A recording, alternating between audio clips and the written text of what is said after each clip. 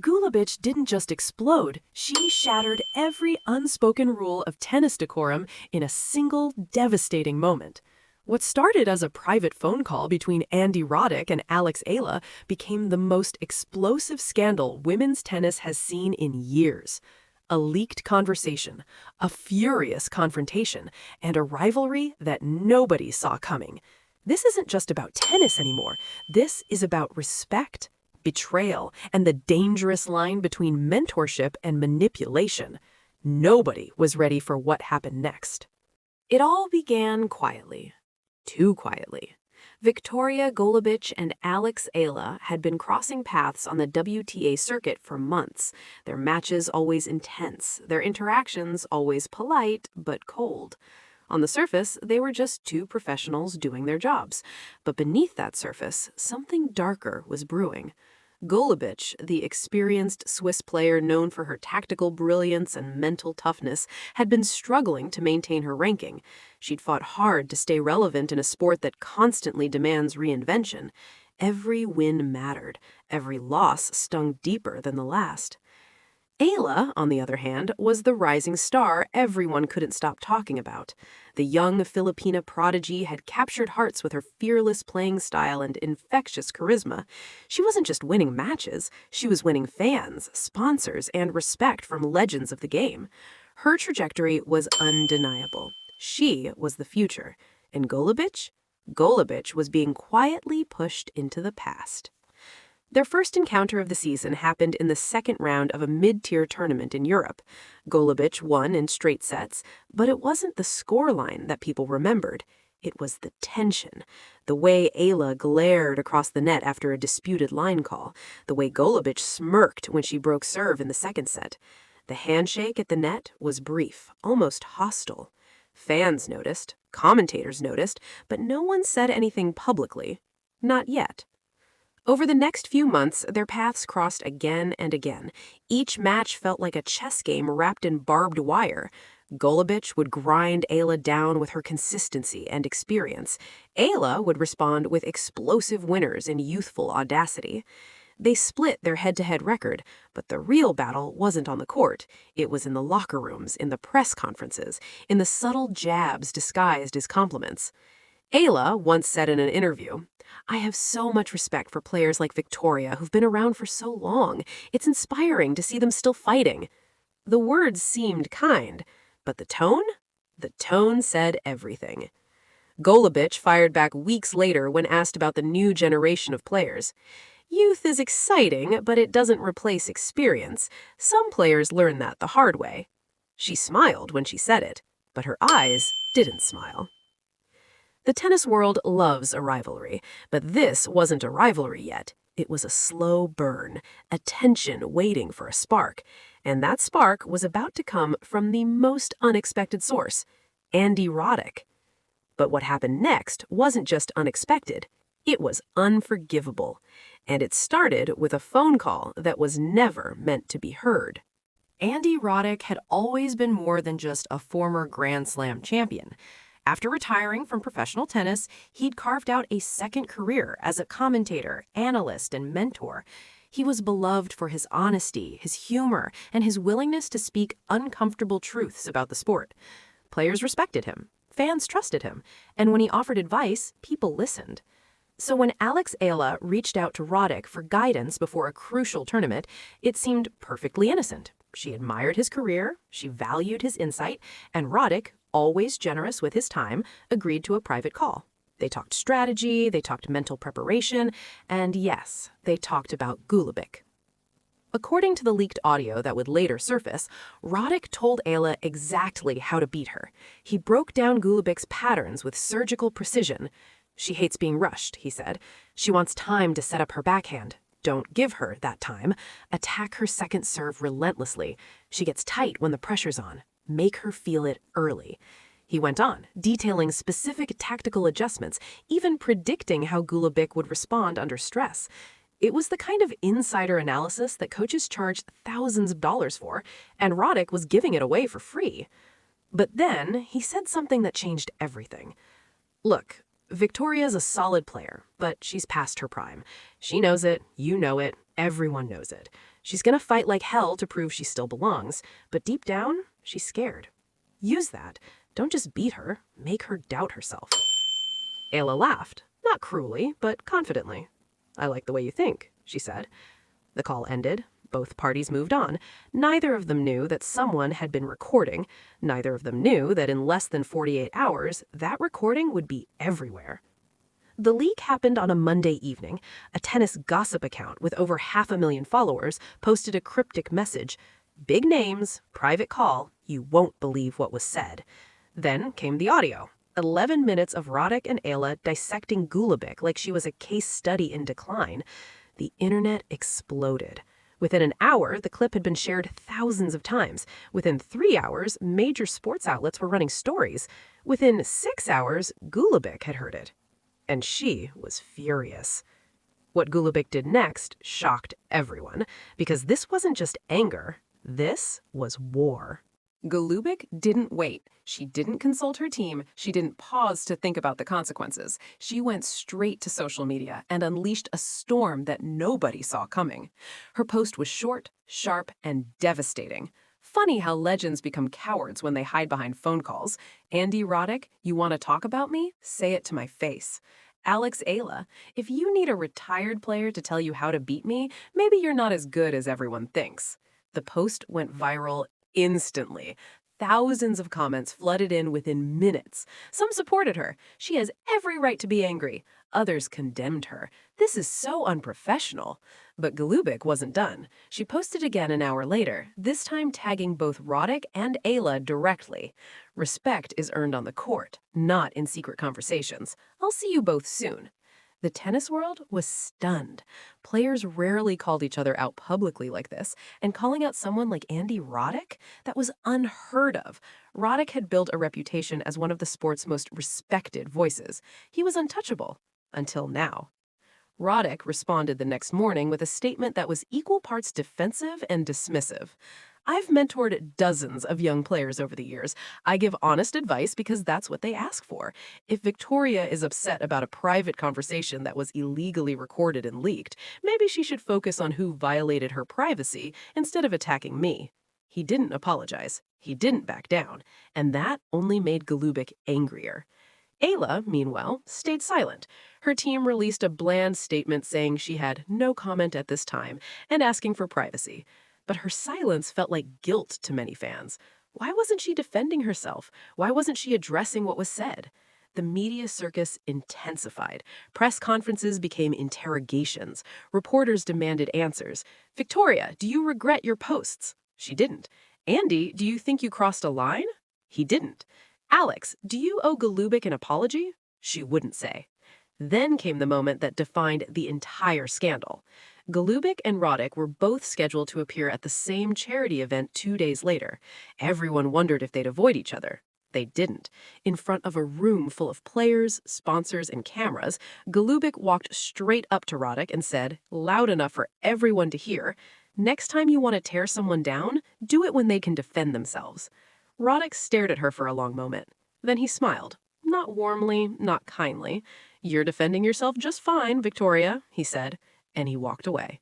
The room went silent. The tension was suffocating, and the story was far from over.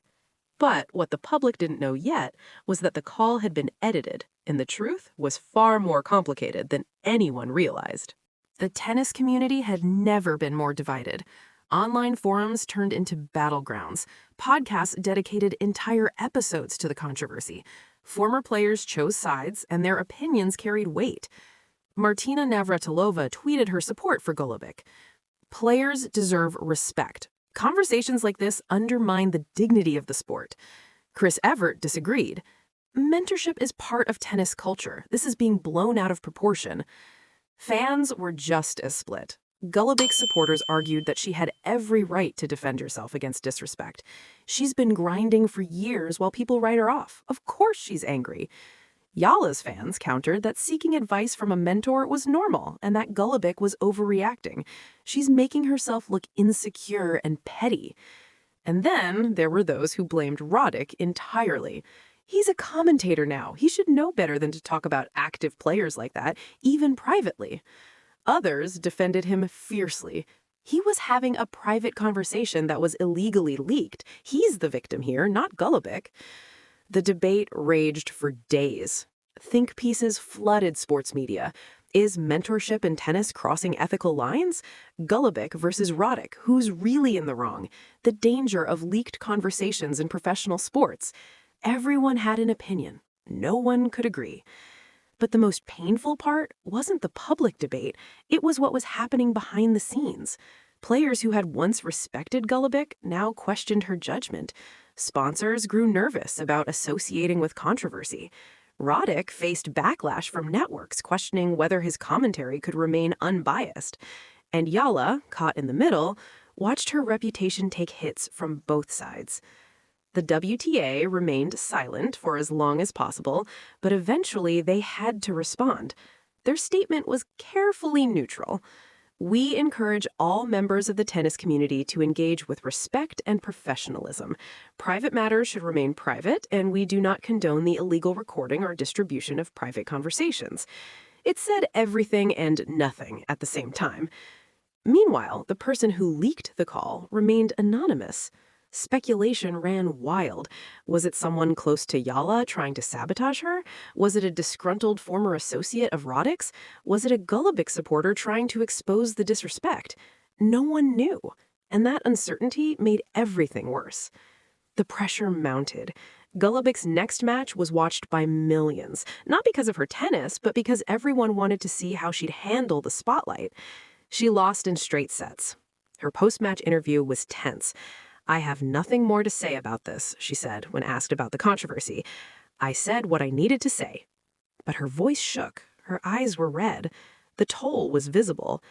And just when it seemed like the story couldn't get any messier, new audio surfaced, and it changed everything. The second leak came exactly 1 week after the first. This time, it wasn't a gossip account. It was a credible tennis journalist with a track record of breaking major stories. They posted the full, unedited recording of the Roddick-Eala call, and suddenly, context mattered. The original leaked clip had been selectively edited to make Roddick sound harsher than he actually was. In the full recording, his tone was far more balanced. Yes, he gave Eala tactical advice about exploiting Golubic's weaknesses, but he also praised Golubic extensively. "Viktorija is one of the smartest players on tour," he said early in the call. "She survived this long because she's incredibly tough mentally. Don't underestimate her for a second." The infamous line about Golubic being past her prime was still there, but in context, it wasn't meant as an insult. It was a factual assessment of where she was in her career. Roddick went on to say, "But past her prime doesn't mean she's easy to beat. Some of the most dangerous players are the ones with nothing to lose." And the part about making Golubic doubt herself? That was standard competitive psychology. Roddick wasn't suggesting cruelty. He was teaching Eala how to apply mental pressure, something every elite coach does. The full audio also revealed something else.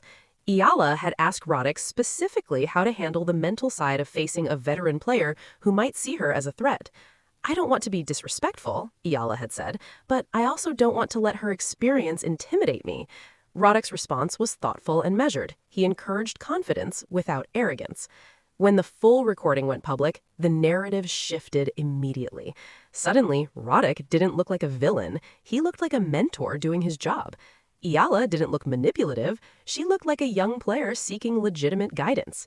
And Golubic? Golubic looked like someone who had reacted to incomplete information. The backlash against Golubic intensified. "She went nuclear over nothing. She should have waited for the facts. This is what happens when you let emotions override professionalism." Even some of her earlier supporters began to distance themselves. Roddick didn't gloat. Instead, he posted a simple statement. "I stand by everything I said in that call. Mentorship means honesty. I hope people understand that now." It was classy, it was measured, and it made Golubic's outburst look even worse by comparison. Eala finally broke her silence with a heartfelt video message. "I reached out to Andy because I respect him and wanted to learn. I never intended any disrespect toward Viktorija or anyone else. I'm sorry this became so public and painful for everyone involved." Her sincerity was undeniable. Public opinion swung heavily in her favor. But one question remained. Who leaked the edited audio in the first place, and why? The answer to that question would reveal the ugliest truth of all, and it had nothing to do with tennis. The investigation into the leak took weeks, but eventually the truth emerged. It wasn't a rival player. It wasn't a disgruntled associate. It was a freelance content creator who had gained access to the recording through a mutual contact and saw an opportunity to go viral. They edited the audio specifically to maximize drama, knowing that controversy drives clicks. They didn't care about Golubic, Roddick, or Eala. They cared about engagement. And they got it. When the creator was exposed, the backlash was swift and brutal. They were banned from covering WTA events, their social media accounts were suspended, legal action was threatened, though nothing concrete materialized, but the damage was done. 3 people's reputations had been dragged through the mud for the sake of online clout. Golubic faced the hardest road forward. She issued a public apology, not to the leaker, but to Roddick and Eala. I reacted emotionally to something I didn't fully understand. I let my frustration and insecurity cloud my judgment. I'm sorry. It took courage to admit that publicly. Some applauded her honesty. Others felt it was too little, too late. Roddick accepted her apology gracefully. We all make mistakes. I respect Viktorija for owning hers. He didn't dwell on it. He moved on. That's who he is. Eala was more reserved. She acknowledged Golubic's apology, but kept her distance. I appreciate her words. I hope we can both move forward. There was no warmth there, no forgiveness, but no hostility either, just professional courtesy. The months that followed were strange. Golubic's ranking continued to slide, but she kept fighting. Eala's star kept rising, though the controversy had tempered some of her shine. Roddick returned to his commentary work, but the incident had reminded everyone that even legends aren't immune to scandal. And the rivalry? It never fully materialized. Golubic and Eala played each other once more that season. Eala won in 3 sets. The handshake at the net lasted a fraction of a second longer than usual. Maybe it meant something. Maybe it didn't. But the real legacy of this scandal isn't about wins and losses. It's about how quickly things can spiral out of control in the age of social media. It's about how easily context can be stripped away to create outrage. It's about how personal insecurities can explode into public spectacles. And it's about the lines between mentorship, rivalry, and respect are more fragile than anyone wants to admit. Golubic's career may never fully recover from this.